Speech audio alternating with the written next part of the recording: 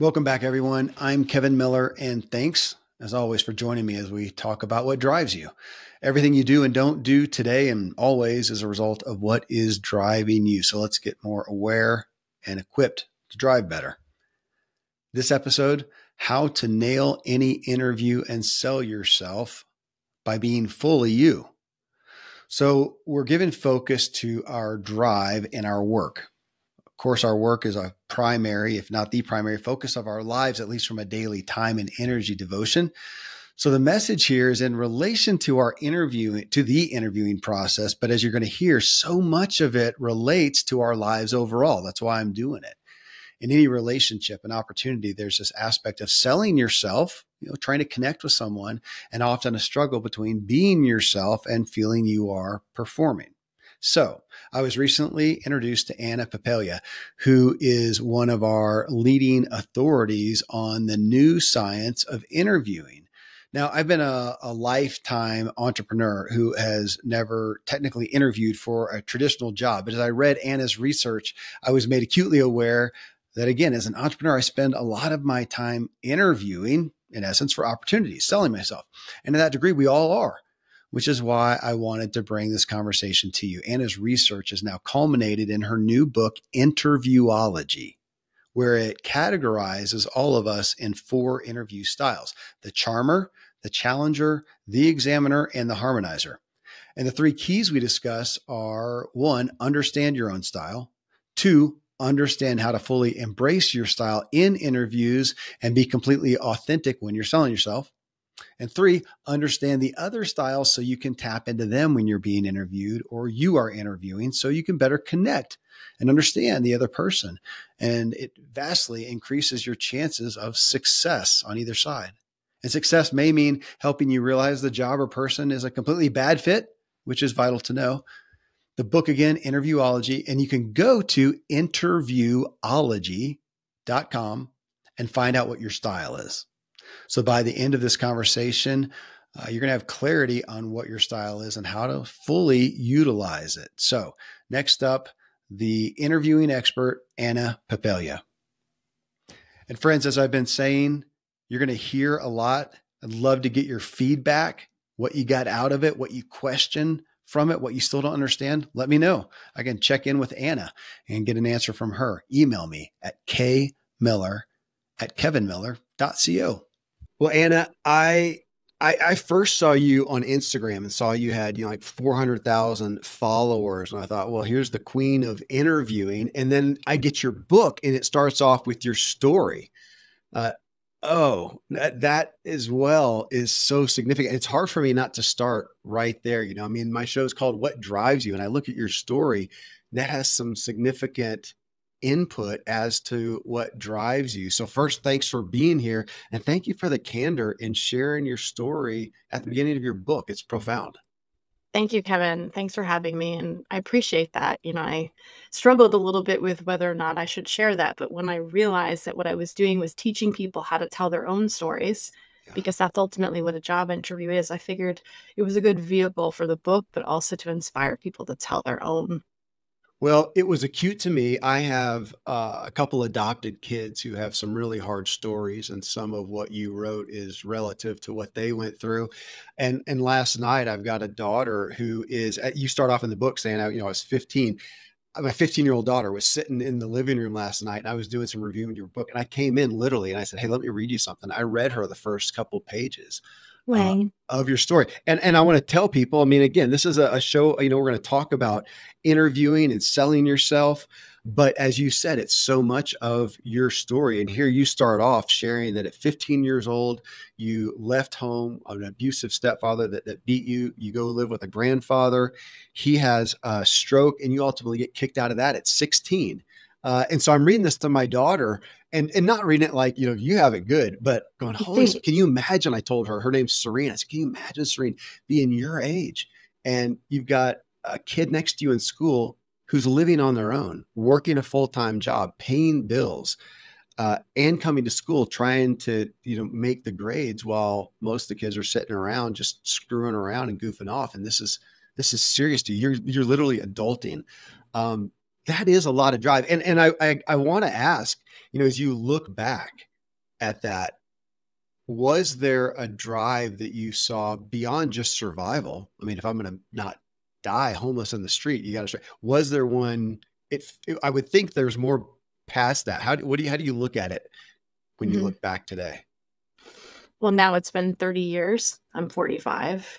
I have my own children, so it's hard to imagine, right, Yeah. in these circumstances. But when I look back now, I realize that I was driven by a compulsion to succeed and break a cycle and Mm. do it differently.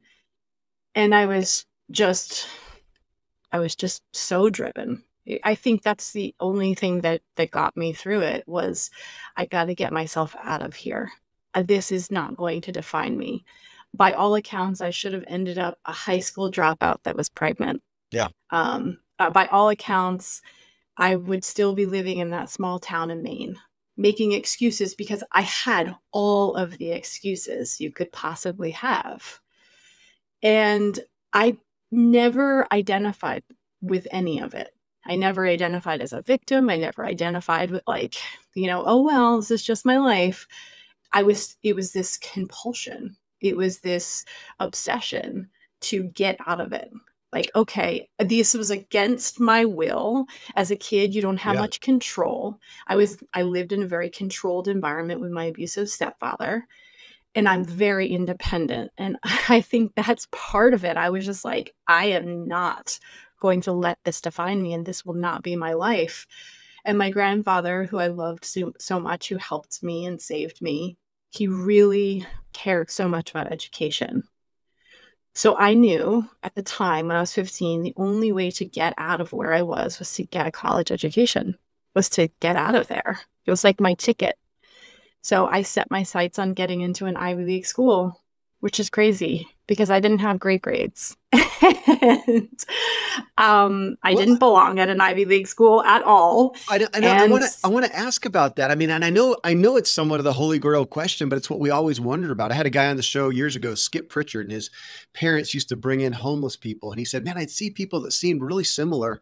They'd come in, they'd get help, and one would take that help and flourish, and one would just go back into the gutter. And I said, what was it? He said, I don't really know. Maybe a scarcity mindset, maybe something.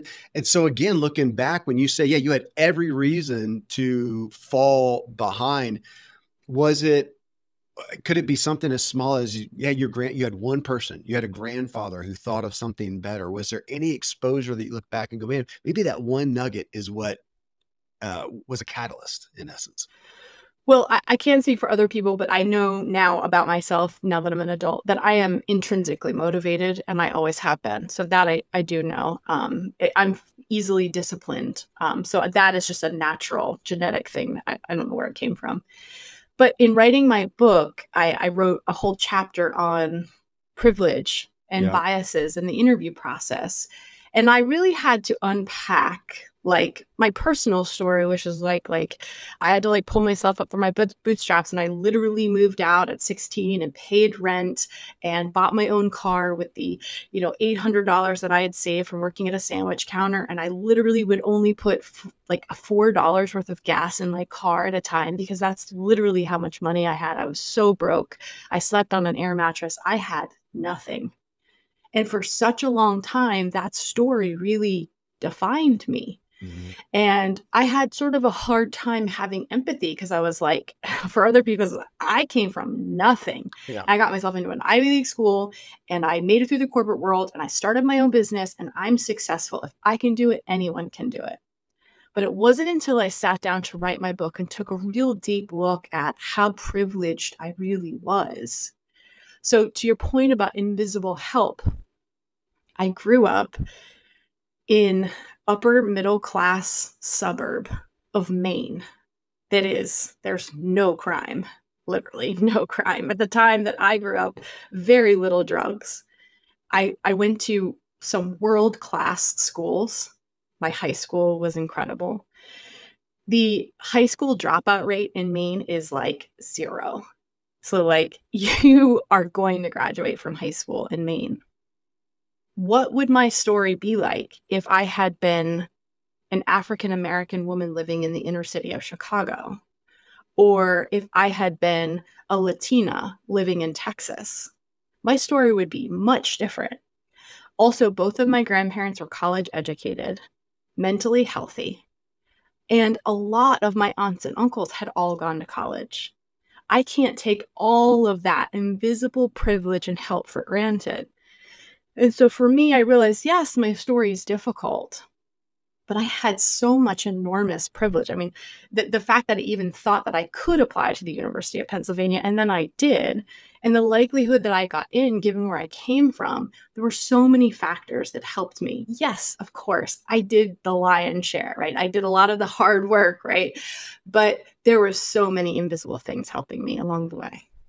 That's really interesting. It's something that it comes up more and more just in my own life, Anna. And my adopted kids are Native American off of a reservation. And, so I've got two kids, and the rest of us are just, yeah, white people, just white cracker, whatever, with ultimate privilege. And we talk about that more and more. And especially, I got to own it. This came up in a show recently. Can't remember who it was with. And we were talking about that, and it was kind of the admission of, I'm a 6 foot tall white American male. I'm literally at the top of the privilege heap. Yes, exactly. So That's right. ultimate sensitivity to talking about anything. I don't know, literally don't know what it feels like to be marginalized.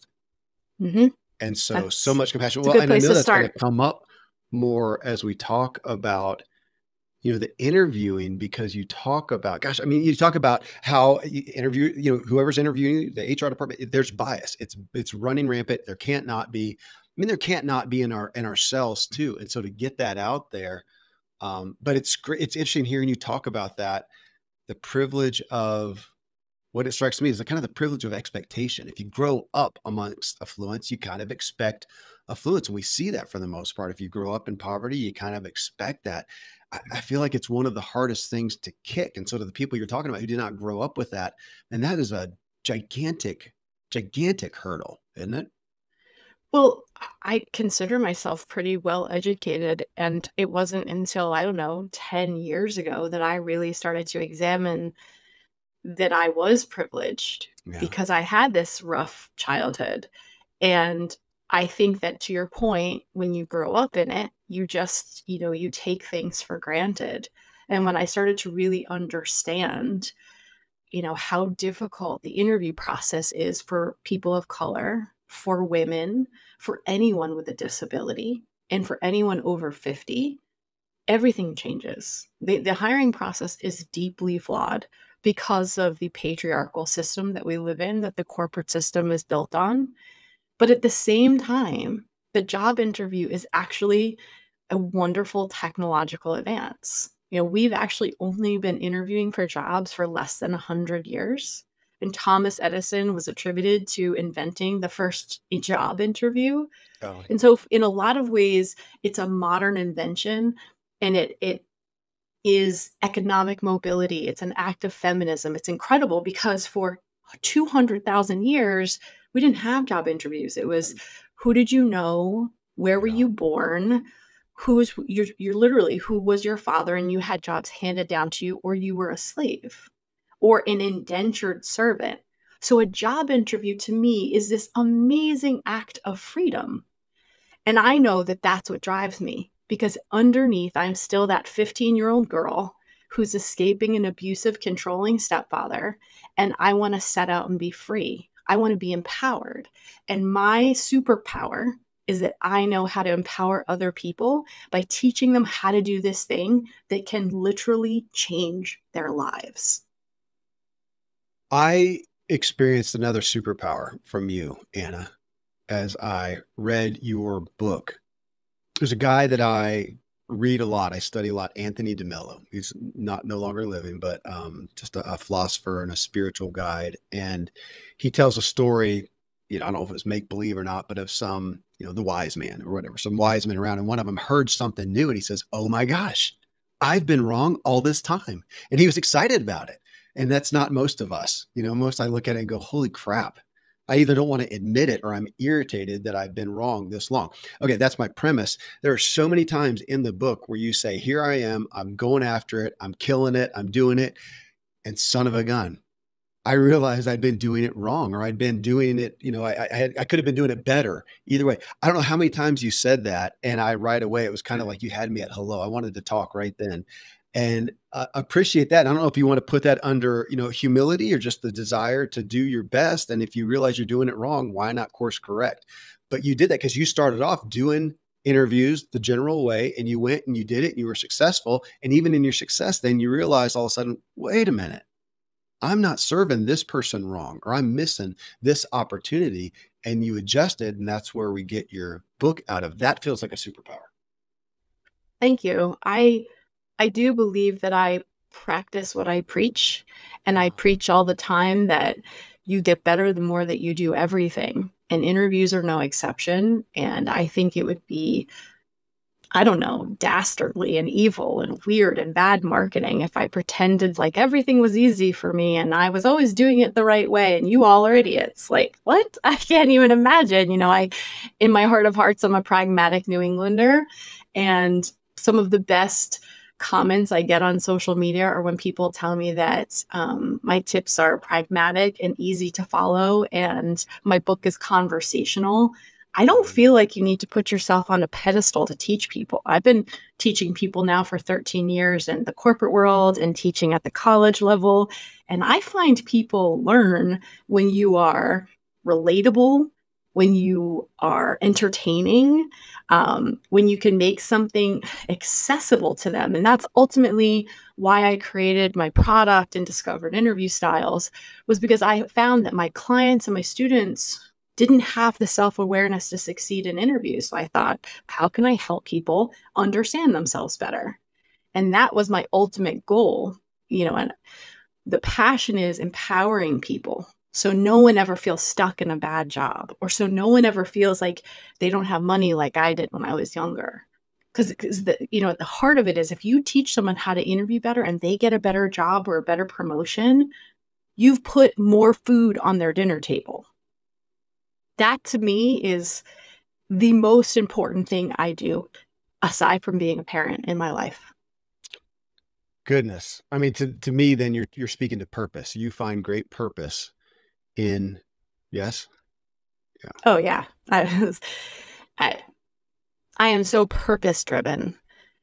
When I was younger, I couldn't even do jobs that didn't connect on some level to my purpose or help me go where I needed to go.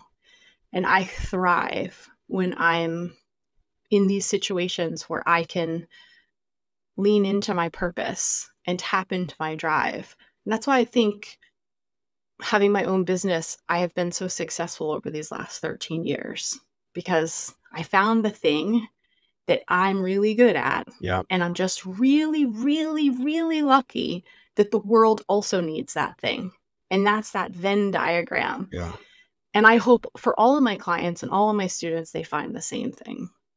Yeah. It sounds like Frederick Buechner, another guy that I follow, and he has a quote that's something about purpose being when the world's greatest need meets your greatest joy. I love the sentiment. I mean, as a segue into the interviewing process and what we're talking about overall, that is one that again continues to come up. We're still in this culture, and it just still blows me away and burdens me how often we take a job for the money, for the position, for the credibility, whatever, and we don't consider, wait, what are we, at the end of the day, we are helping sell something, a product, a service, a message.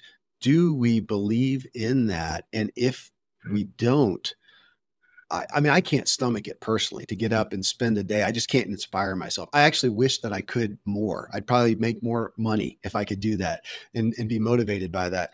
But it's got to have some personal interest. And I see kids continue to do that. And I'll have to admit, and I said this on a show recently, and I had a kid, I can't even remember which one it is, but I know it happened. I've got a lot of kids.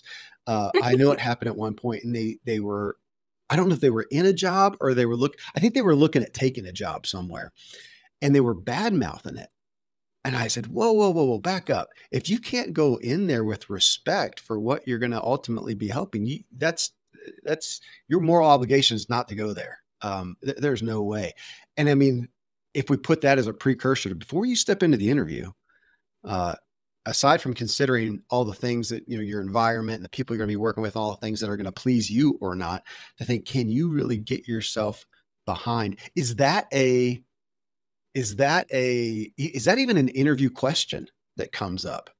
Do people vet for that well enough, even the companies themselves? And I do think that that's more of a pre-interview prep for a job seeker. But also, I think it's important to mention that's a question of integrity, and some people don't need that. And that's okay. Like you and I are sharing that that's important to us, but there are other types of people that prioritize money and status over maybe us prioritizing the passion. And neither is right or wrong. Similarly to interview styles, right? There's a different approach in how you get someone to see you as qualified. And through this research and writing this book, and I've discovered that my way, to your point earlier, Right. isn't always the right way. Fair. And for me, because I'm driven by this need for integrity and that I can't, like you, get up and do a job that like doesn't fulfill my heart and soul, that is not everyone. It's just not, and that's okay. They have other things, and I think that there's a jam for every jelly roll, as they say, right? It balances out the ecosystem of things.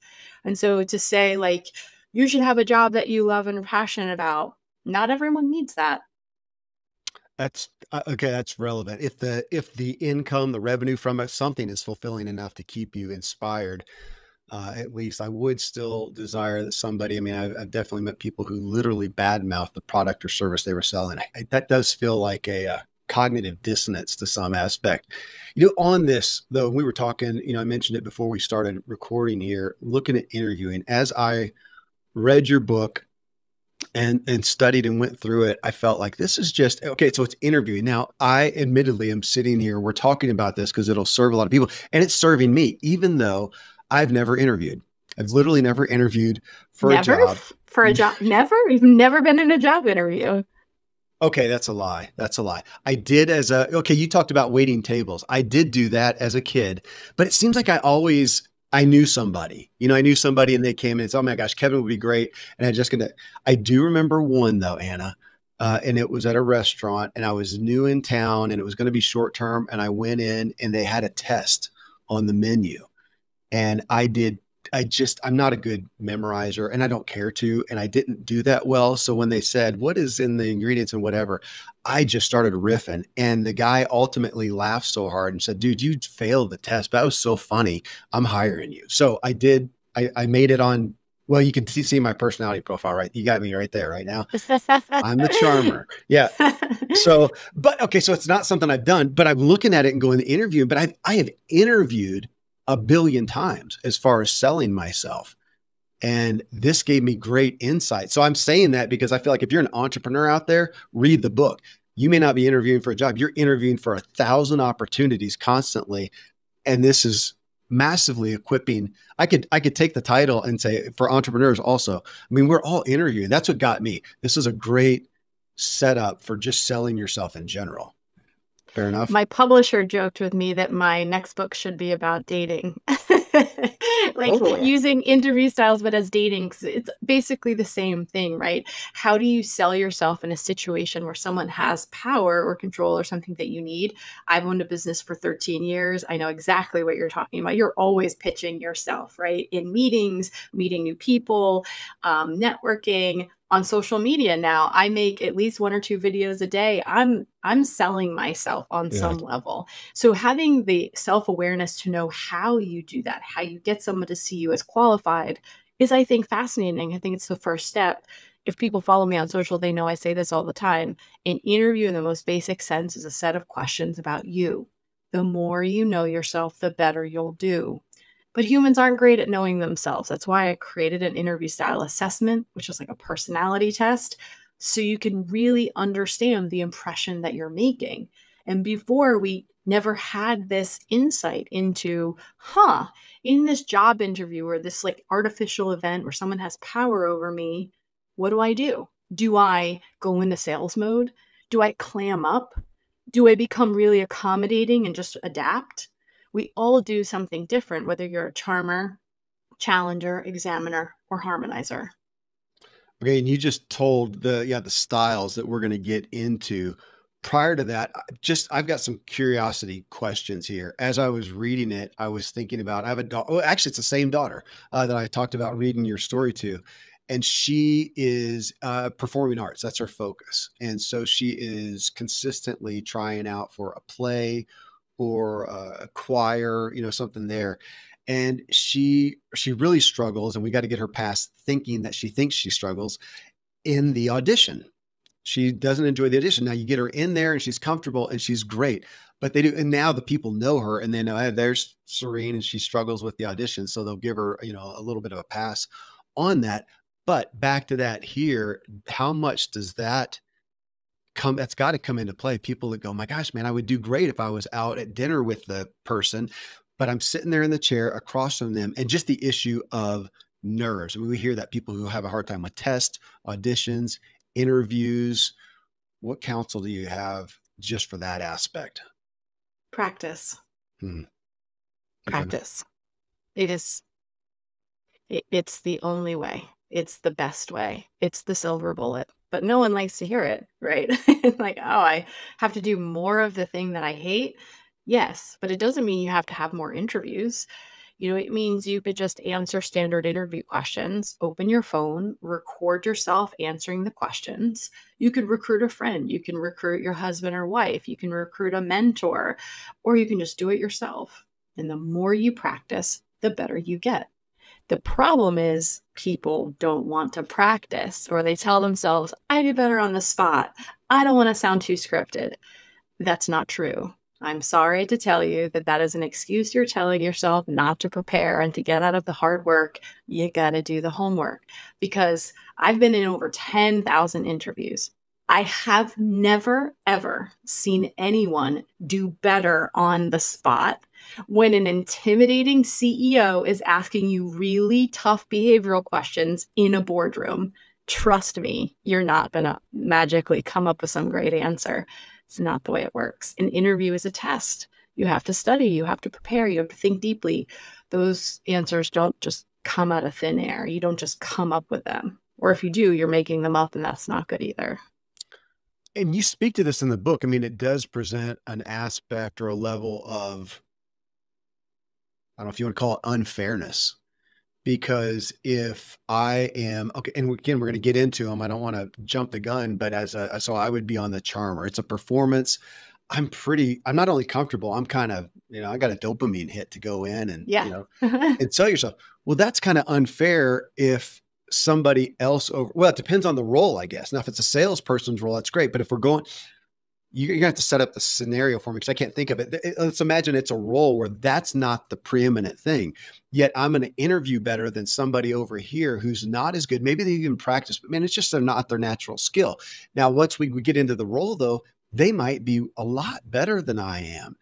And how do you deal with I'm going to use the word unfairness for lack of a better term. Well, I would call it interview performance. As hiring managers, we have a great responsibility to pull apart how someone performs in an interview from how we think that they're going to be. And you have to weigh that when you decide on who you're going to hire. I also think that the onus is on the hiring managers to come up with great interview questions derived from the job description that are specific about the job and test the candidates. That's the way to figure out if the showman charmer really has what it takes. Because it's pretty easy to charm your way through some interviews. The first couple rounds you can charm your way into, but if you're interviewing with a CEO or their hiring manager or an executive vice president of a department, and they ask you some technical questions, you can't really BS your way through that very easily. Okay.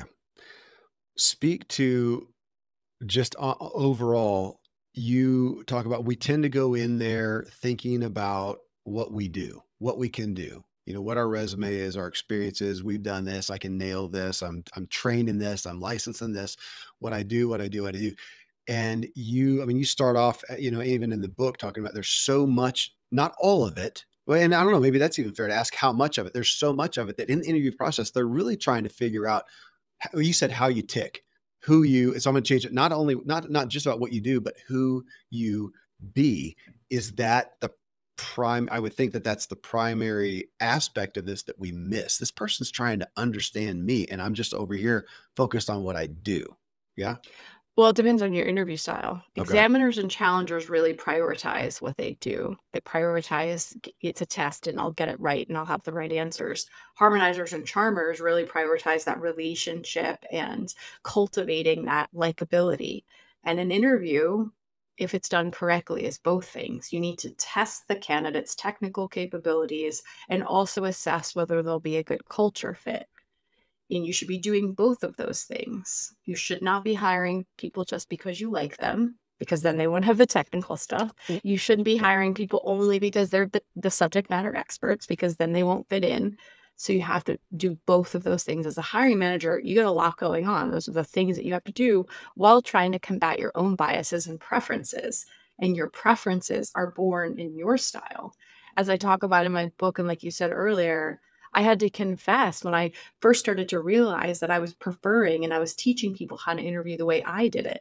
And it wasn't until I'd been teaching interview skills at Temple University for 6 years that I looked around at my students and I thought, and simultaneously, it was when I had my first child, which is interesting to me because that's when you're broken open, right? Having a child, you love something beyond yourself and you realize you're not the only person in the world anymore. And you're not the only one that does things the right way or a way. And then I looked out on these children that I was teaching and I thought, that's someone else's child. This is an important person that has their own personality. And why aren't they getting it? And that's when it clicked for me that my way wasn't the only way. That we all do this in different ways and it's not right or wrong. It's just introverts interview much differently than I do. And they're incredibly valuable, and we need them in the corporate ecosystem, but socially, there are biases against them because in an interview, they're harder to interview because they don't open up easily. I want to read your line out of the book. We have a lot of people, we have a lot of business owners and coaches and consultants and whatever in the audience. And I thought, this is good. This is good for all of us, me included, to hear. This is your line. You said before, right along with the story you're talking about, before I just gave advice from where I was. I told people what to do based on what made me successful, but I didn't stop to consider if the advice would work for them. And I think I pulled that out too. It was probably a decade ago, and I was leading an organization on helping people pursue entrepreneurship. And I finally got called out by a friend, and he said, "You're holding entrepreneurship up as a holy grail. Like if you're not an entrepreneur, you're not, you're less than." And it really sat me on my butt and got me looking at, wait, the point was the goal. I want people to be able to pursue, what they're passionate about and have autonomy in that and freedom to do that and creativity. For me, that happens in entrepreneurship. But if they can find that in the job, what do I care if they're, and so I appreciate your humility and your honesty in saying that. And thought it's a good reminder for all of us a lot of the time, I think. Yeah, it circles back to what we were just talking about with integrity, right? With some people Yeah. they can be driven by making money. And for me, the ultimate thing, spoiler alert, I'll ruin the end of my book for everyone, is that I learned in all of this and in discovering interview styles was that I learned how to be more open-minded. Yeah. I learned that my way isn't the best way. And I learned that we need other people. And I learned, especially someone who's so independent and who's done so much on her own for so long, that the ecosystem, the corporate ecosystem and our cultures are better when we have everyone, charmers, challengers, examiners, and harmonizers in the interview process. We need everyone, and they all serve a special function. And I cringe anytime someone's like, "Oh, I'm trying to be a charmer in interviews." I'm like, no. Don't try to be this version or this thing. How about be the best version of you? And that was my goal behind this book, is helping people, understand who they are.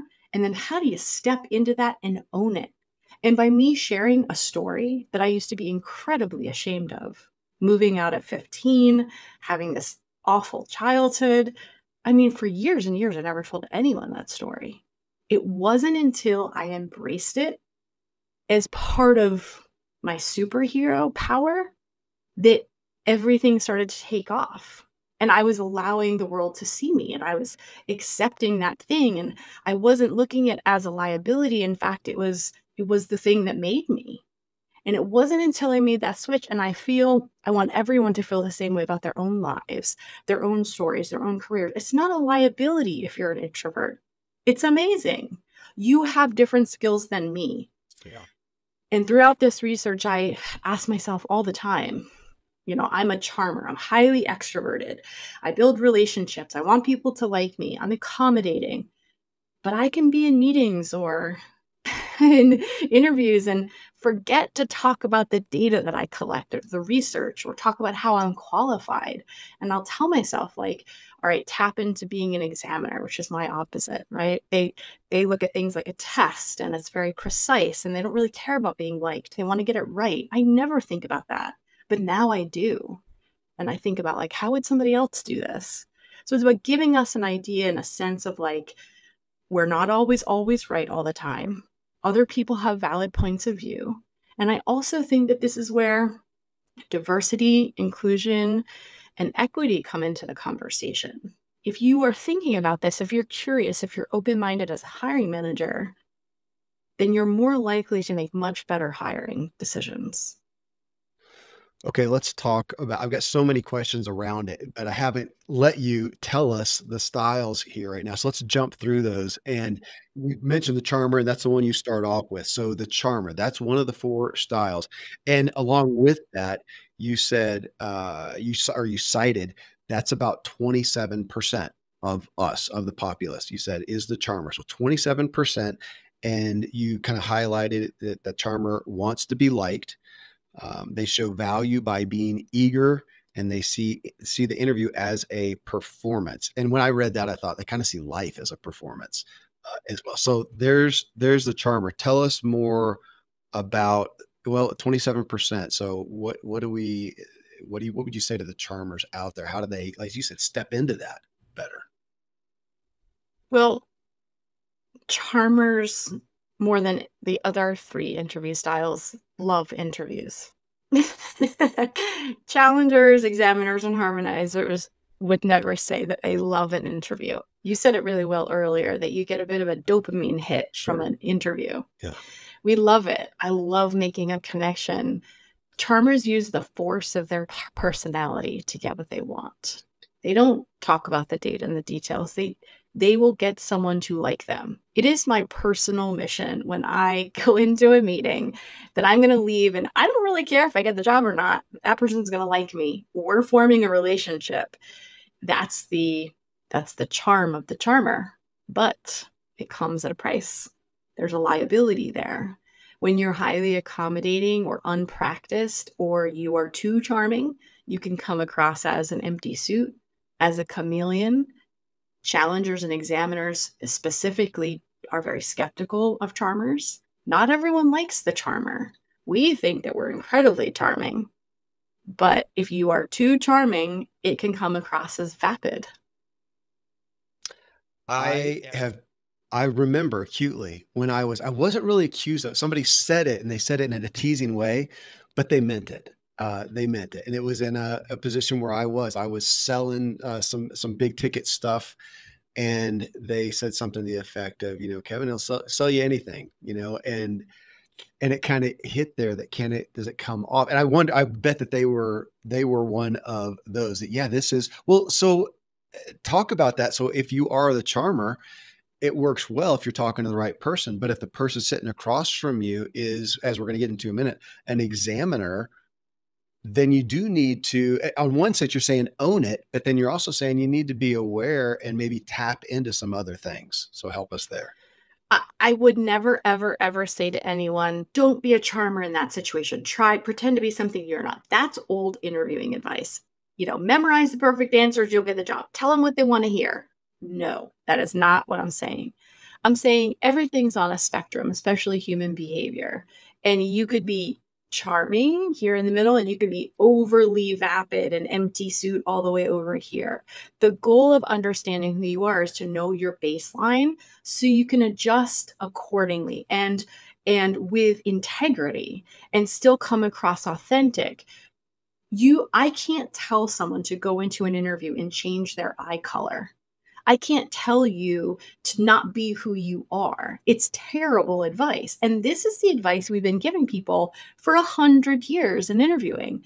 And that's what I wanted to do different in my book. It's not pretend to be something that you're not. It's know who you are, adjust accordingly, shift in the process, use your emotional intelligence. And sure, you might have to tone it down a little bit. You can't tell as many stories if you're being interviewed with your opposite, an examiner, if you're a charmer. Doesn't mean you're not, going to abandon your personality. It just means you're going to soften it a little bit. Read the room and know that you need to provide some more data, metrics, and details for those challengers out there. Okay, I got another question, and I'm gonna hold off and let you get through the other ones so that we can address them all. All right, next is challenger. And you say that's 14%, and the challenger says, "I want to be me." They show their value by questioning, and they see the interview as a cross-examination. Yeah, I can't even tap into that, but that's 14% of the people listening to this, we would guess, are challengers. So yeah, give us more content on the challenger. So in the way that a charmer shows that they're qualified by being likable, that they always want to be liked, a challenger shows that they're qualified by showcasing what they know. A challenger wants to be respected and heard. I interviewed a candidate years ago and he told me, "I feel constrained by integrity at all times." A harmonizer and a charmer would never say that because we'll just kind of go with the flow.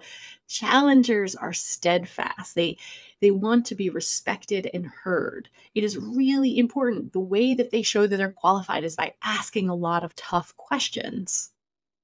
And their opposite is the harmonizer, which you imagine is adapting and collaborative. So challengers make wonderful hiring managers, right? Because they're natural, they're highly skeptical of some things.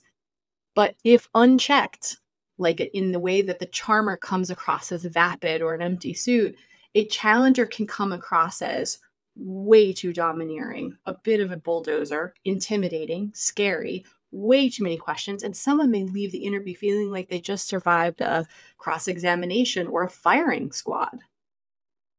So you have to know when to pull it back a little bit. Right.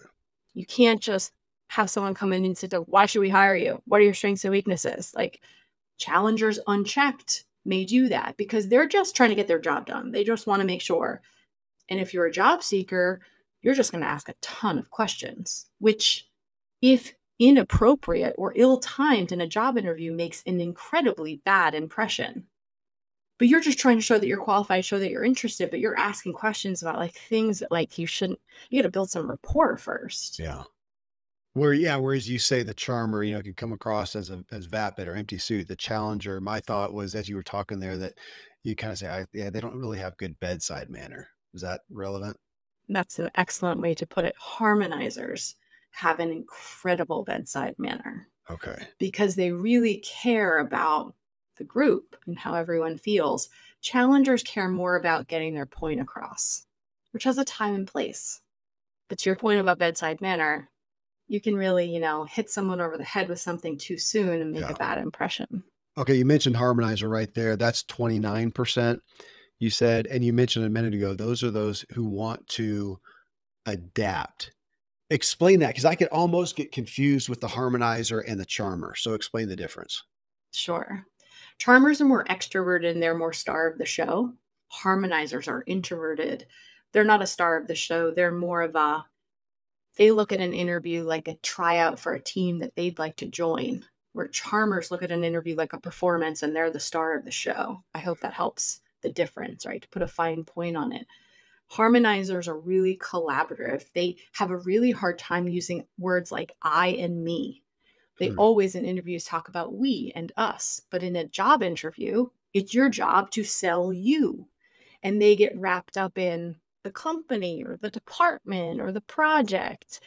And so it can be very hard for them to put a stake in the ground which is not hard for their opposite, that challenger who's always like, me, this is what I did, this is what I could do, tell me more. Harmonizer's more about the group. They're collaborative minded. They're always thinking about how they could fit in, how they can adapt. Challengers are looking at, how can they stand out? How can they be respected and heard? How can they be the subject matter expert in a way? So the harmonizer is going to be a good team player. Could they be to look at? Because we kind of mentioned how it could come off negatively, come off as not authentic, and I think you mentioned the word kind of a chameleon. Is that kind of the downside possibility?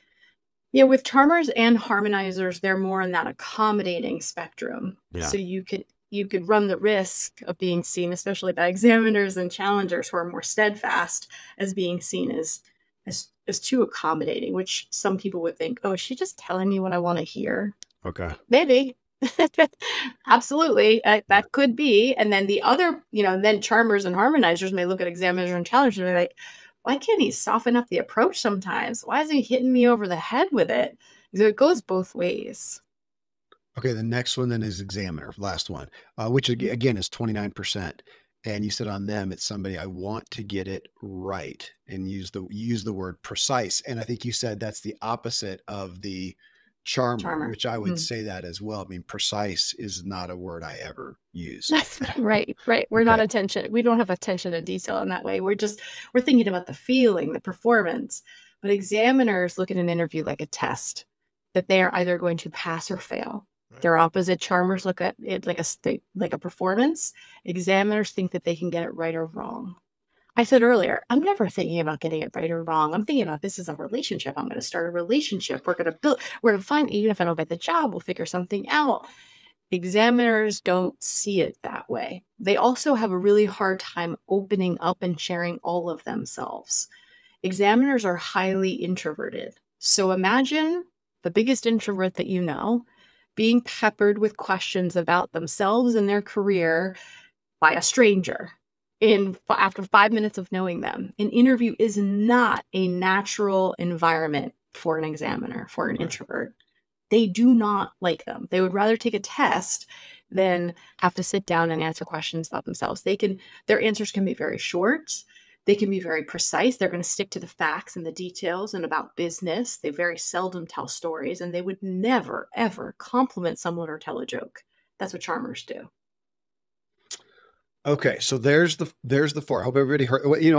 I'll say them real quick. Again, we've got the charmer. You said that's 27% of us on average. The challenger, 14%. That's the lowest one here. And the examiner and the harmonizer are both 29%. So, and I'll have said this in the intro. What's the URL again to go take the test?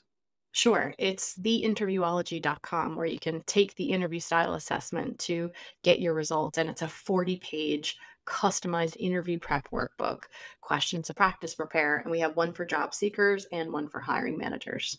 And just going through the book, I mean, it's impressive. I mean, just looking at mine on the charmer, you get so many descriptions of here's how you're going to do well here. Here's where the challenges are going to be, and yada, yada. So if we take those, so obviously the first thing is to figure out which you are, which you can get a good idea by going through the book, obviously, and studying that. Now the test is it seems like a more acute and effective and efficient approach to doing it. So you can go do that as well. But to figure out who you are now in a perfect world, then here's an opening for a job. The person doing that would know this in a perfect world. They would know this. They would have this book, and they would know who they're hiring for. They would say, this is give me an example of a good job role that would be relevant where you'd say, okay, for this job role, probably going to be best fit by an examiner. What would that be? I wouldn't say that. Okay. So here's the thing. Charmers, challengers, examiners, and harmonizers can do any and all jobs. And this is a stereotype and a bias that I'm hoping to dismantle. Okay. So you were saying that the stats earlier, which is really important. Our interview style assessment was scientifically validated by a third-party company, which proves that there's a normal distribution of the data, which means of all the people that have ever taken this, and we can extrapolate that, the American population, let's just talk about America right now, is that percentage breakdown, which means there is an equal distribution of charmers, challengers, examiners, and harmonizers. Right. Now, will some, careers skew slightly? Sure. There's going to be more examiner accountants, and there will be more charmer realtors. But here's the thing. It is a stereotype that we believe that all realtors are charmers. Yeah. Or that, here you go, all salespeople are charmers. In fact, there are just as many examiners and challengers and harmonizers that are salespeople, and they just do it not in the way that we think the best salesperson would. The organization where I worked as the director of talent acquisition and insurance brokerage, the president of that company is the number one salesperson. He is also a very high introvert, an examiner through and through. Before I even conducted this research or thought deeply about this, after I did, I circled back to that and I was like, introverts make great salespeople because they listen. They ask incredible questions. They sell, they just do it differently. So there is no job where if I were consulting a company and like, okay, you're hiring for a bunch of assistant managers, they should all be challengers. No.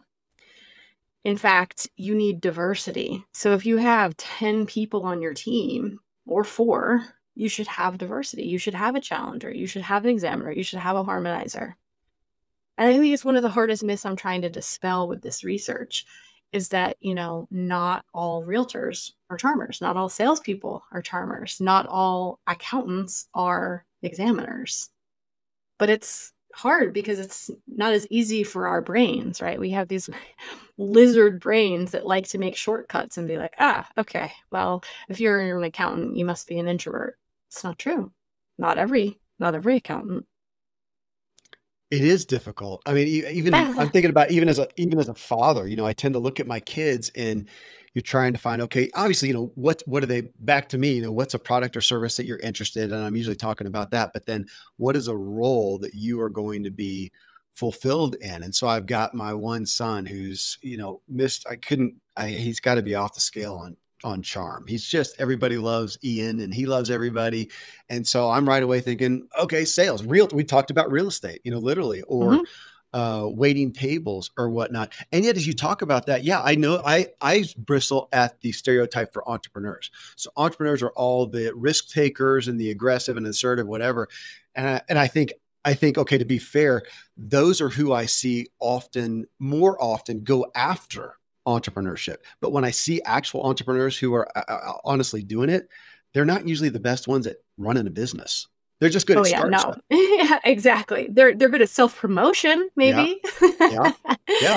And also, people that are quiet are just going to be quietly doing the job. They're not out there, self-promoting. And if Ian is very likable and charming, he could use that in any career, right? That's a skill that you can use anywhere in the same way that you can if you're an examiner.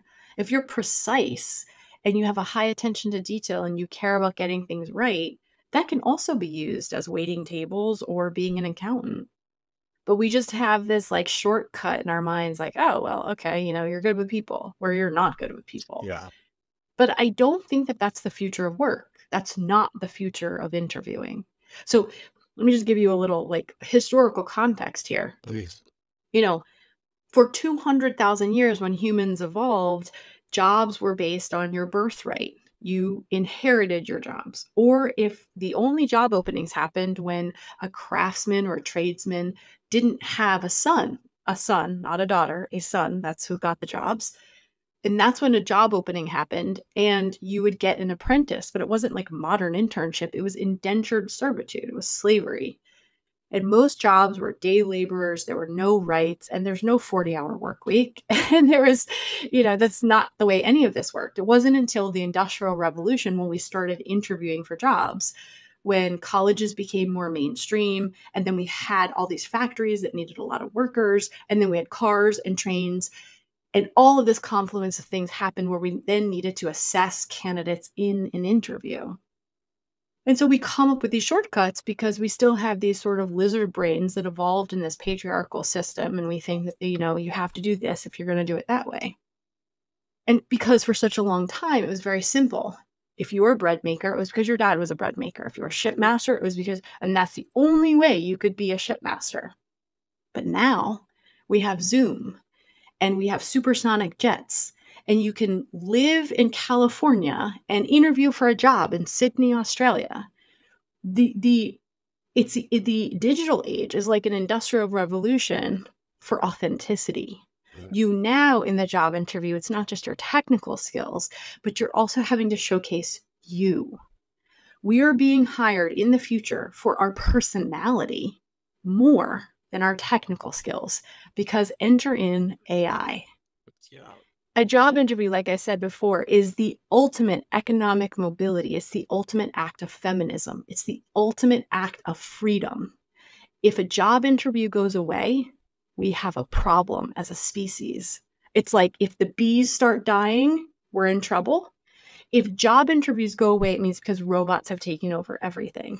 That might not happen for 1,000 years, who knows? But in this meantime, sure, robots are going to take over a lot of positions. So what is going to be the thing that's your unique value proposition against a robot? Life experience and personality. AI can't tell your story. Only you can. Sure, AI can suggest some interview answers and AI can write your resume, blah, blah, blah. But I'll argue it won't be great. The only way to do it in the future is you. We are hiring for personality now, not birthright, not who your father was, not what school you went to. And this is a revolution. It's amazing. The job interview is this incredible technological advance that we have in our society. It's a bellwether of how evolved we are. It's incredible. So the next time you interview, it's not, oh, I have to interview. It's, I get to do this. As a woman, as a person of color, as someone who's over 50, you were always kept out of these situations. This is a revolution. Okay, I love it. And I want you to speak to, you said life experience and personality. Just to hit on the cultural baggage that we have around personality. Oh, it's going to be based on your personality. Then we can easily say, oh, personality, who has lots of personalities? The charmers. And that's not what you're talking about, because if I am looking at a certain, well, like you said, there's going to be certain people that they don't want the charmer. They don't want, that's not appropriate. That's not the right personality type for this. Well, I don't know, for them or for this arena. Well, or for, I would say you talked about, gosh, who was the Harmonizer is good as a team player. I am not a good team player. So my personality, if it may be bubbly or charming or whatever, if the personality style that you need is somebody who's a team player, then I don't have the right personality. So better that you know that up front, that I get to be authentic, and you look at that and go, oh yeah, not going to be it might be a fit over here in this role as a sales rep that's off autonomously doing that, or whatever it is. Again, I'm bouncing over my words because I still want to associate the style to a certain role. So hard not to do that. Well, it'll take a little bit, right, to break that conditioning. But think about it this way. So, we were saying earlier that, often people go into interviews thinking the only way it will be successful is if they get the job. And the old interviewing advice was go in and tell them what they want to hear and say these perfect memorized answers. Let's think about that for a moment. That is terrible advice if I were to give you that advice anywhere else in your life. But let's just think about this for a moment. You're hoping to work at this company for a year, 2, 3, 4, maybe 5 years. But you're going to pretend to be someone you're not just to get your foot in the door, to get the job. And how long are you going to pretend? Yeah. Eventually, the mask is going to come off. So it feels harder and scarier to just be yourself in the interview process. But you know what? It's faster in the end, because I work with thousands of clients. People come to me all the time that they're stuck in jobs that they hate, that they made missteps in their interviews, that they didn't see the red flags because they didn't want to see them. because their only goal was to get the job, which I understand. If you need to, trust me, if you need the job, you need the money, that's one thing. But if you're in a position in your career when you're making a job change because you want more challenges or you need a different opportunity or you want promotions, then your only goal of getting the job, nailing the job is terrible. It should be being yourself and interviewing them as much as they interview you. The idea of just needing to show them that you could fit in and do it just to get your foot in the door is not a, it is eventually you're going to realize. So you need to do it at the beginning. Just be yourself. That's easier said than done. It sounds so easy when I say it, just be yourself. But that's what all this work is that I keep talking about. Self-awareness is the key to interviewing better for both job seekers and hiring managers. Having pride, having confidence of being authentic in who that is, because that's the future. The future is, who are you? Look at social media, right? The thing I love so much about TikTok is that it is an authenticity machine. If you are not authentic, they spit you out, right? Like it is like, be yourself, be chaotic, be yourself, and own who you are. That's the future. Now, in a professional context, of course, in interviewing, but that's what we as a society are positively reinforcing is authenticity, is confidence. It's no longer the, you need to just fit into this company so you can work there from the cradle to the grave, the way it used to be from, the 50s to the 80s. We don't do that anymore. We have side hustles. We have Zoom. We can work from anywhere. We can do anything. We're in the gig economy. You could make $100,000 a month on TikTok if you wanted to. There's a lot of opportunity, and we've never been in this place before where employees have more power than they've ever had before. So use that. Be yourself. Again, admitting my lack of familiarity with the interview process. How often, so as a person, as a candidate, so I'm looking at myself as a candidate. You're saying, first off, I need to know me. Key to it, I've got to be self-aware. Know who is the authentic Kevin? Who is the authentic me? I need to know that, which I would say, well, folks, go take the test here, or get Anna's book, and make sure that you're aware of, of your style, and obviously then your skills and your abilities and your propensities, and also the more you know yourself. So now you know yourself, then knowing what the position is to the best of your ability. You're applying for a position. Does it fit you? Do you know that? And I guess if you do your best as you can, and then that's part of the interview process, is to understand that more. Fair? Mm-hmm. Yes. Okay. So there you are then. How often do people get to feeling like, okay, I know who I am, maybe I know who the job is, and I'm looking at this person as kind of the gatekeeper, and you're saying that person, they are, and they have biases. And there again, it still feels like that I've got a performance to get, because they may not be the right person, the best person for the job too. They may not be totally on par. So I do have to create some kind of a performance in a degree to get. Is that a perspective to say, I've got to get through that person to get to that job? I think it's a fit for me, but that person could be a help, or they could be standing in the way. Well, you don't know. It's an imperfect system, but you don't know what that hiring manager's biases are. And you can't tell by looking at someone. So again, the shortest and fastest way to do this is to be yourself. Of course, I think part of any corporate job is performance, right? Is like, saying the professional best version of you stuff is an interview. But if you start going down the road of like, what do I think they want to hear? Or, what could their hangups be? And I have to be careful of that. You're going down a very messy road because you have no idea. You're not a mind reader. You'll never know. And even if you did know and have it on very good authority, they're not hiring in a vacuum. Most likely you're going to interview with many other people in the company. So again, it goes back to, don't try to be something else. The reason why people get scared of this is because to be vulnerable, to be yourself, to not pretend means that if they reject me, they're rejecting me. Mm-hmm. And that's scary, but it's also better because that means it frees you up to find something that's a better fit for you.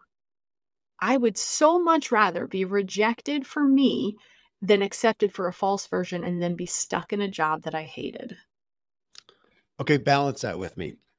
because I also know that you said earlier that sometimes, even as the charmer that you are, you realize who this person is and think, oh, I need to tap into, not be inauthentic, but I need to tap in to something else. And it makes me think of, you talked about working at a fancy restaurant. So Mhm. that was some of my youth, was working at high end restaurants. And I remember realizing that I would go in and I would tend to just be the charmer. Man, I'm just going to wine and dine them.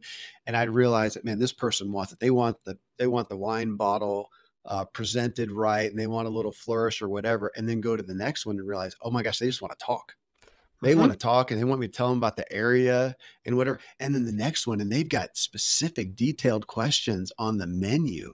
And Those were maybe the examiners. and I don't know. And I'm thinking, okay, I need to tap into that. And so I need to learn some of those things so I can do that. So I can still be me, but I am going to, as you said, tap into. So just help us reconcile that, because I know people are we can look at that and go, okay, tap into something, but still be the authentic me and find a little rub there, a little friction.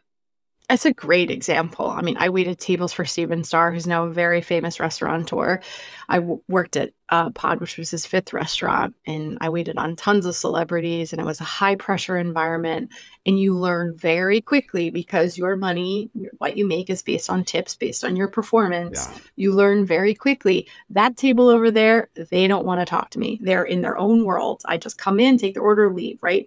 You know that the other table over there, they want a performance. They want to chat with you. They want to hear your life story.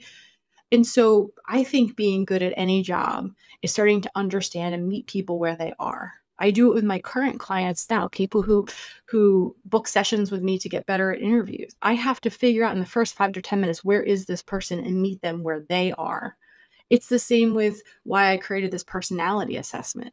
You need to figure out who you are, build your self-awareness so you can get better. It's the same in an interview. We're always using these skills, no matter what job you're in, no matter if it's a job interview or a date.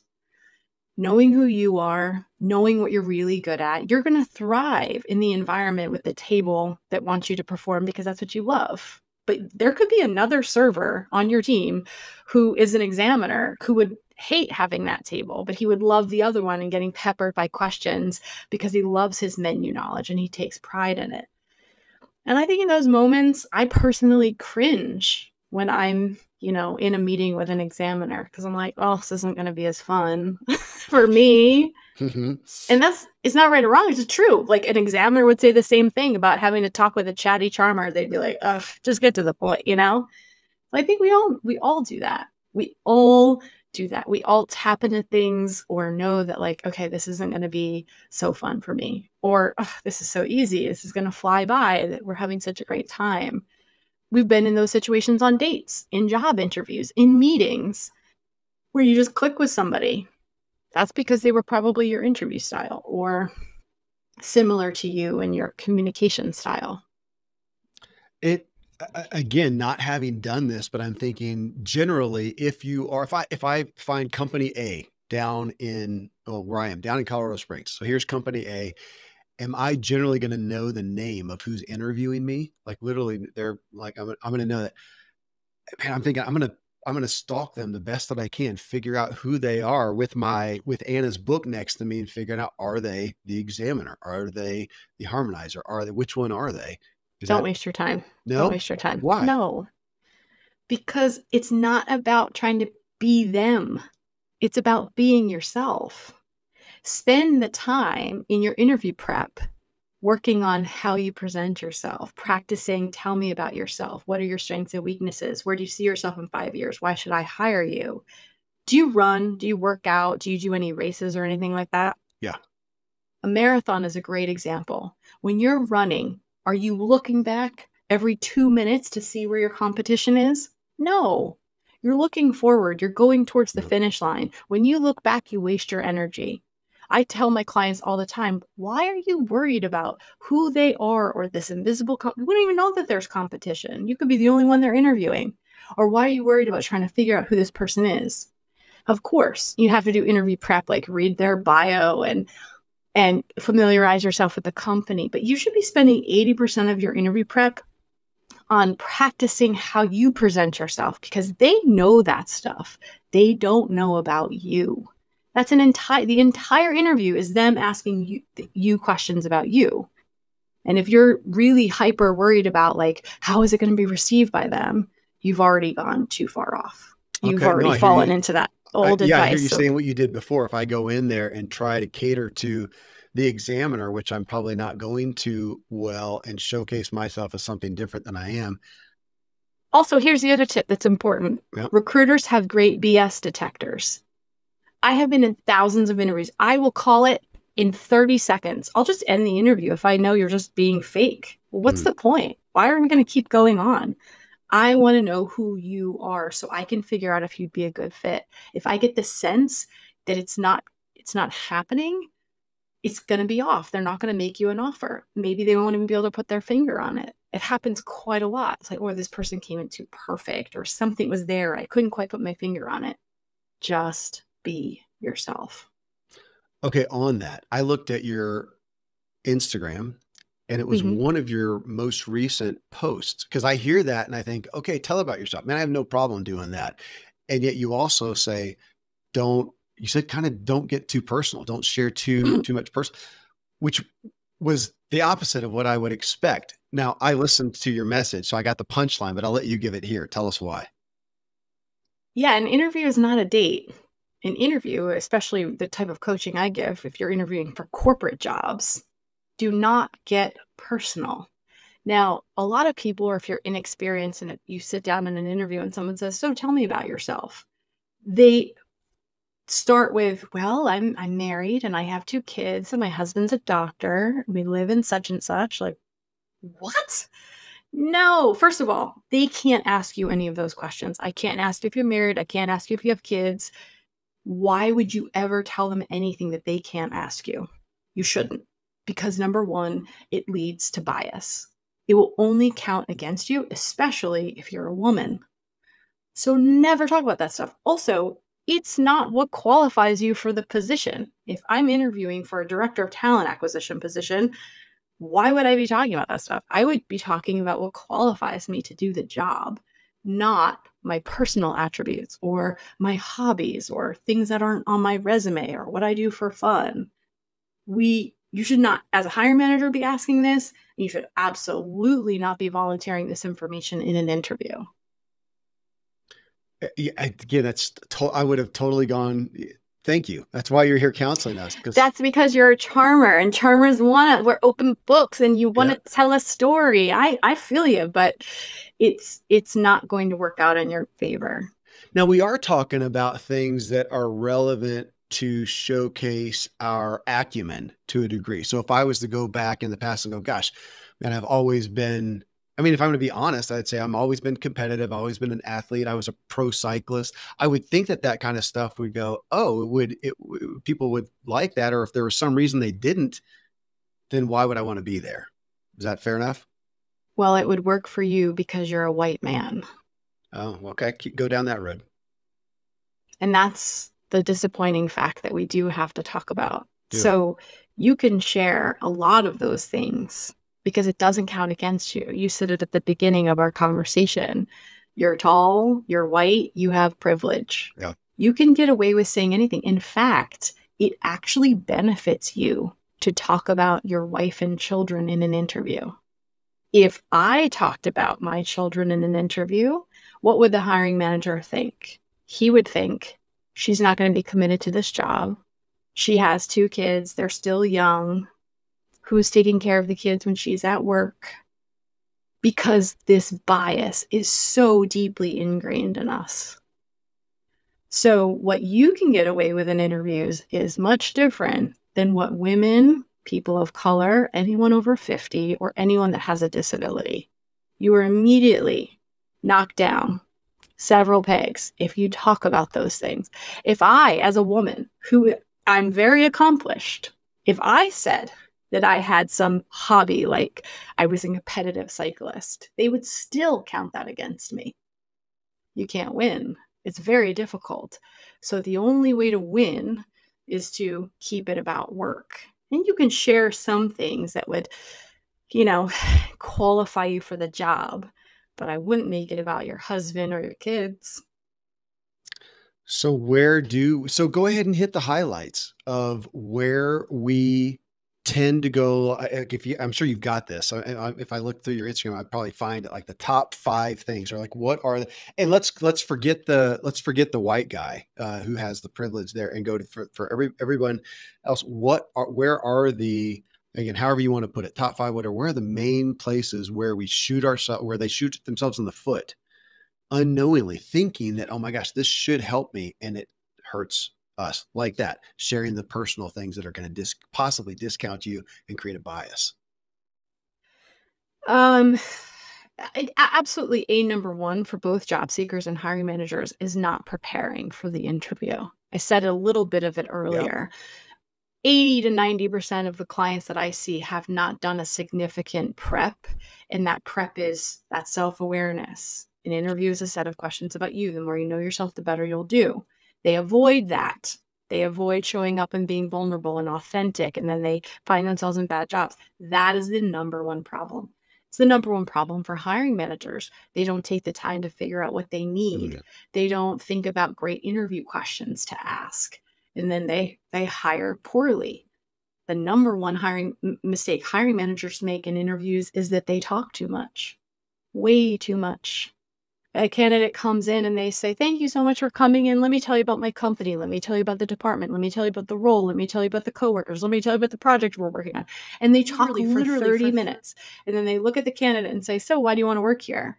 And if that candidate has more than 2 brain cells, they're just going to regurgitate back to you everything you've just said.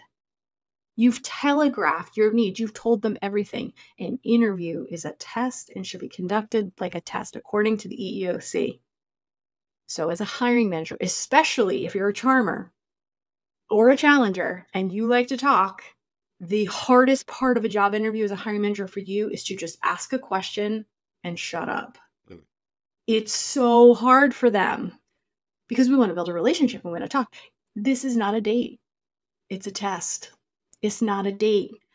Especially those first couple interviews, you got to test them. And then the last interviews can be more date-like, like, is there a culture fit? Do I like this person? But you first have to vet, do they even have that technical capability?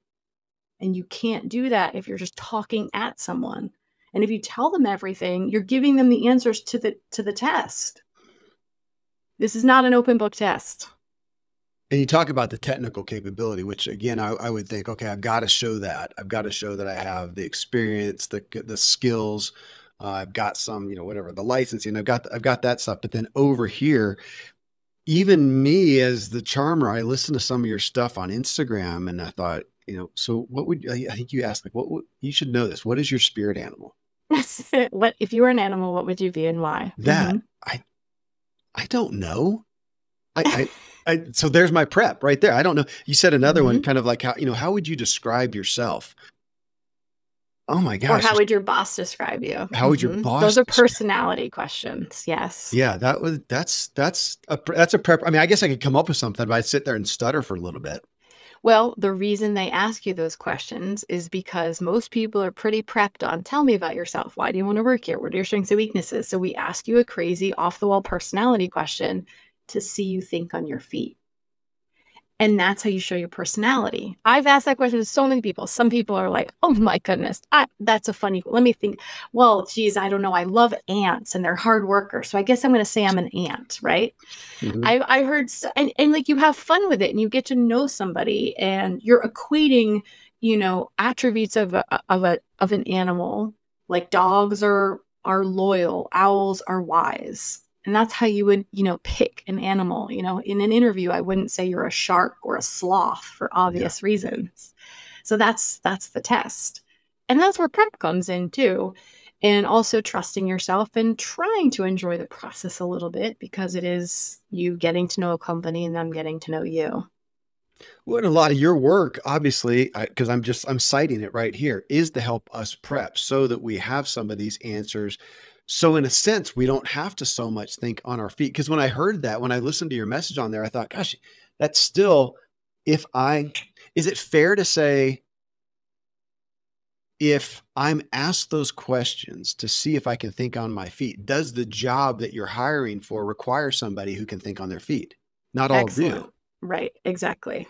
And that's how you determine whether or not to ask those questions. If you have a job that requires someone to think on your feet, then you ask a few personality questions and behavioral questions and personality questions. But it's also where hiring managers get it wrong, is they just like to ask like these brain teasers or tough questions. And like, it has nothing to do with the job, you know? Yeah. If it's client facing, you should be asking them behavioral questions like, tell me about a time that you dealt with a tough client and how you handled it. Yeah. If you are hiring someone who's going to manage a team of 8 people, can you talk me through your leadership abilities? How would your team that you currently supervise describe your leadership skills? You work backwards, you reverse engineer, you think about the job description and you ask questions about the job without telling them, okay, in our job, you might have to deal with some tough customers. So tell me, how would you do that? Like, no, just ask them. And if they don't know, if they have short answers, that's the answer. You can't help them. Hiring managers want to jump in. Well, what I'm really looking for you to tell me is no, no, no, no, no. That would be like walking around proctoring a test and looking over someone's shoulder and saying, the answer's D. We'll hire you if you get it right. And so the it's like, oh, okay, you want me to say this? Then do this. And they're like, great, you're hired. Yeah. And so it takes some fortitude to sit back and listen quietly and let the person fall all over themselves, which is not easy for charmers and harmonizers. They are so accommodating, but also they call people pleasers. They hate to watch people squirm. It's horrible. You're literally testing a candidate and they could be falling flat on your face and bombing the interview in front of you. And all you want to do is help them. But don't. It's not going to do you any favors by hiring someone like that. If this is how they came into the interview, that's a sign. That's a sign. Okay, on that. So as much as you're saying a lot of what we've done in the past is antiquated, and obviously we're looking at this and it makes sense. Are there also some of the classic things that are relevant for all, no matter what style you are? And I'm thinking about like how to win friends and influence people. Look somebody Great in book. the eye. Mm-hmm. Don't talk too much. Have a firm handshake. Sit up. Wear something proper. Are we still tracking there? We're doing all of that. Absolutely. Don't talk about boring things. Make things about other people. You know, it's a wonderful book. It's a great guide. Make, your interview answers about what you can do for the organization, not, what can your company do for me? When someone says, why do you want to work here? Don't be like, well, I read on your website that you have great benefits and like, I want to make more money. What? No. If I'm hiring you and I ask you that question, I hope you say to me, well, in my current role, I succeeded at X, Y, and Z, and I increased our profits by Z, and I can do that here for you. That's your answer. That's what I want to hear. Right? So imagine what that hiring manager is needing from you. It's not what the company can do for you. It's what you can do for the company. Whether you're a charmer, challenger, examiner, or harmonizer, we all can do that to win friends and influence people. It's about what does that person need? What do they want to hear? What's interesting to them? And of course, a good handshake and the right suit, or you may work in an industry where you don't have to wear suits. That's fine. Just know what's expected of you in your industry because it changes. And be prepared. I mean, I keep going back to that. It's the simplest thing, but it's also the hardest thing. I know right away when I'm interviewing people if they've thought about any of this beforehand. Yeah. And it's so disappointing. Like, you want this job? You want this promote? And like, you didn't even think a little bit. I mean, that's why I have a job now as an interview coach. I teach hiring managers and job seekers how to do this because we need the help. Go back to the historical context piece I was talking about.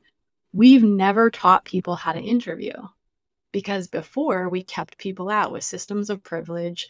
We don't teach this in colleges until recently.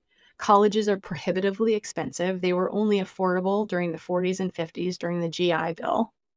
So we still keep this at bay. And one of my main goals is to democratize this process and teach everyone how to interview. I have over 2 million followers on social. I won't be happy until I have 50 million followers because everyone should have access to these tools. because it's not hard. It's not rocket science, but we just aren't taught it, and we are made to feel left out. Yeah. And that is what drives me. Oh, I feel it, and I love your passion for it. And I want to come back to what you said before, life experience and personality. You held those up. And to play off the how to win, Carnegie's how to win friends and influence people. And I think you might have said this a moment ago. It's the, quote, soft skills, which I wish I had the guy. I read it somewhere. It's probably been a year ago. And it was somebody who was riffing on the soft skills. He says, they shouldn't be soft skills. They should be called necessary skills. This is what now necessary. And yet back to what you said, I feel like this is where would you learn this? My kids know this because I had them read How to Win Friends and Influence People. I actually had a quiz on it and whatever. But otherwise, where on earth would you learn this? And you're saying, I'm hearing you say that's for the interview and to retain your job and to get promoted. This is where, is that fair to say this is the main asset that you can have nowadays, especially with where things are going with AI and such? I believe that. I believe that it's so important to understand how you're qualified, and how do you get people to see you as qualified, and what is your unique value proposition, and what do you have to bring to the table? And having pride in that is being eroded very quickly in the way that we work. And I think that, back to the privilege conversation, the fact that you shared that with your children is wonderful. Usually back in the day, interview skills were taught, and it was based on nuclear families where fathers, grandfathers, or uncles were teaching the sons how to do this. We don't have to do that anymore because we have the internet. And back in the day, you were getting referred into companies because your father knew somebody, or your uncle, or it was your uncle's company. But now we have LinkedIn. And at the click of a button, you can introduce yourself to anybody. You could be in England and introduce yourself to somebody in Australia. The great equalizer that is the internet is the future of where we're going with work, which is there's an accountability that we've never had before, which is incredible. In the way that, like, automobiles and factories changed everything 100 years ago, now we have Zoom and LinkedIn and Indeed. And if you get ghosted by a recruiter, or someone asks you inappropriate questions in an interview, you can blast that story on TikTok to 1 billion people. We've never had this before. And now companies have to take note of this. If they don't, it will be at their peril, because it's no longer going to be an employer market. It's going to be an employee-driven market. No. And we have more power than we've ever had before, which is amazing. Well, and I love the glass house aspect of business these days. I'm so aware of it when I'm buying anything. I can go look at the reviews. I just did car shopping with 2 different kids, and it was amazing. What a different world that we live in, where we can see what's really happening. Okay. On that note, this is one, I'm going to pull this out. This is eons ago, and I want to see if it's still relevant. I'm going to badly paraphrase something that you probably are beyond aware of, but it was 2 job candidates in the little test they did. It was 2 guys, and seemingly similar, very similar. They tried to mirror them and apply for the same job. And one just did your basic stuff. Hey, here's what I'm good at. Here's all my qualities, whatever. The other, exact same thing, but admitted to some weaknesses, some things that they weren't that great at, some places where they didn't fit in. And the one that showed the negatives, this is the story went, got X amount more offers. Is that still a relevant thing? Kind of back to the authentic thing of saying, hey, here's what I'm good at, and here's where I'm not. Is that something you want to offer, or is that still wait till it's pulled out? I've never heard that study before. It's fascinating to me. And I have a tendency to agree with that, back to our entire conversation around being authentic and being vulnerable. I myself have coached many candidates who come, like I said before, 80% of people are not prepared or underprepared, but there is like 10 to 15% of people that come over prepared, and they have all the perfect scripted answers and memorized, and they want to look so perfect. And that never goes over well in an interview. It almost, and I am a charmer, like it almost makes me, and I'm not skeptical by nature, and I'm not pessimistic. So, as humans, we connect to people through stories. An interview is a bunch of stories about you. You're telling about yourself. And if every story you're telling is you're perfect, you're like, really? No, because I know I'm not, or he's not, or we're not all perfect. So, like it makes you wonder, and like back to that bullshit, detector that recruiters have. That's what makes it go off. So I would absolutely agree. I mean, you're going to share appropriate things when you're asked to talk about weaknesses or failures. You're going to share about professional ones. Obviously there are things you wouldn't talk about in an interview, like I'm always late. I can't get anywhere on time, but they're very appropriate weaknesses that are great to share in an interview. They have to be true, and they should be construed as a strength. Like I always share that I'm very impatient. I am. It's my biggest weakness. It also makes me great at my job, but it can make me harder to live and work with, because I want what I want when I want it. I'm an individual contributor. I'm very competitive. Those things make me a great CEO. They don't make me a great coworker. If I even wonder about, if I theoretically was interviewing for a job, taking in here's my charmer report that I got from Anna, and it says this, and this lines up pretty well. I don't tend to pay attention to details sometimes. Well, take away the privilege. Okay. Take away my privilege. Let's put that off the table, because I'm wondering what things to be honest with, because if I am going to fit in a job, and I'm literally owning this, if I was going to fit in a job, I might as well tell you, I'm not the best teammate in the world. I tend to work well autonomously. If I'm going to collaborate, if we're collaborating on a project and there's a bunch of roles, I'm going to do best if you let me do my role on my own. That'll be my collaborative part. But if you're going to have me do it with a partner, it's not going to work well. I struggle in that. I struggle with time, with certain constraints or whatever. Should I go ahead and say that? And if it doesn't get me the job, it's probably good, because if I do get the job and those things exist, I'm going to hate it. And does it? So that's one, on the authenticity or the integrity of the job, one. And two, though, would you say that that's going to tend to come off as more, I'm going to gain more trust by being honest with the person? You got it. Yeah, you got it. Exactly. You're going to find what you ultimately want faster, and you'll find the right place, the right people. And I do think that you'll garner some, and who knows, maybe the person may agree with you and say, just like I did, oh, me too. Yeah.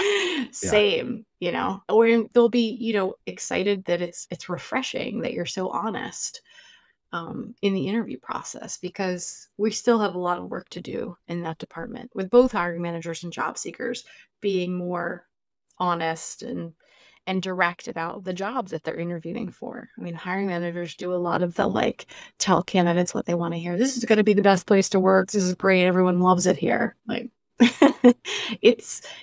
have, as a director of talent, I used to tell people, also I'm a pragmatic New Englander, and I can't lie really. So, and I don't have a poker face. So I just be like, listen, the department we're recruiting for is new. There's a lot of growing pains. This is what's going on. If that excites you, you're the right person. If not, no harm, no foul. Isn't that a better way to do it? Because in the first week, they're going to come into my office after I hire them, and they're going to be like, what did you get me into? This is a mess. So it's better to just tell them up front and let them make the decision if that excites them. And it would just change. Candidates would be like, oh, I'm not for me. Or it would be like, this role's going to change into a management position. Do you like to manage people? In my experience, people either love managing people or they hate it. There's no one in between when I've ever asked. So if they're like, oh, I love it, that's great, I currently manage 9 people, I would love that. Great. You're moving on to the next round. Because especially when I worked internally at a company, when I hired someone, I saw them all the time. I wouldn't want to hire someone and throw them to the wolves and just avoid their eye contact in the hallway. I wanted to walk around that organization and be happy, and I wanted them to come up to me and give me a hug and say, thank you so much. Yeah. This is awesome. I love it here. I'm so happy. Thank you for helping me get this job. That's what I wanted. Yeah. So the only way you get there is by just being really honest as a hiring manager, as a recruiter, and ultimately as a job seeker. The challenge, however, is if you really need a job and you really need the money, you might not be at a place where you can do that yet. But if you're in a place in your career where you can choose a job because you want the right projects or you want to like expand a different skill set, that's how you do it.